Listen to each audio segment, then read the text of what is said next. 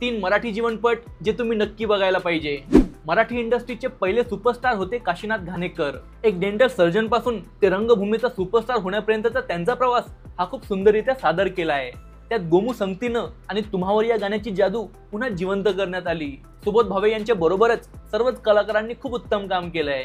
अभिजित देशपांडे यांचं लिखाण आणि दिग्दर्शन कमालीचं आहे, जे नेहमीच नाविन्यपूर्ण काम करत असतात। धर्मवीर हा आनंद धिगे यांचा जीवनपट आहे, जे पात्र प्रसादोक यांनी अक्षरशः पडद्यावर जिवंत केलंय। ठाण्यातील राजकारण, धिगे साहेबांबद्दलची लोकांच्या मनातील श्रद्धा आणि त्यांच्या कार्यकाळातील महत्त्वपूर्ण घटना यावर प्रकाश टाकण्यात आलाय, ज्याला प्रेक्षकांनी उदंड प्रतिसाद दिला आणि हा ब्लॉकबस्टर ठरला। भारतातल्या पहिल्या महिला डॉक्टरांपैकी एक होत्या आनंदीबाई जोशी। 19व्या शतकात जेव्हा स्त्रियांना शिक्षणाचा हक्क नव्हता, तेव्हा एका छोट्याशा गावातून सुरुवात करून समाजाच्या विरोधात लढत त्यांनी 19व्या वर्षी आपलं वैद्यकीय शिक्षण पूर्ण केलं। हे पात्र साकारण्यासाठी भाग्यश्री मिलिंद यांचं जेवढं कौतुक करावं तेवढं कमी आहे। ज्या सहजतेने आपण डॉक्टरकडे जातो त्याची सुरुवात आनंदीबाईंच्या संघर्षातून झाली आहे।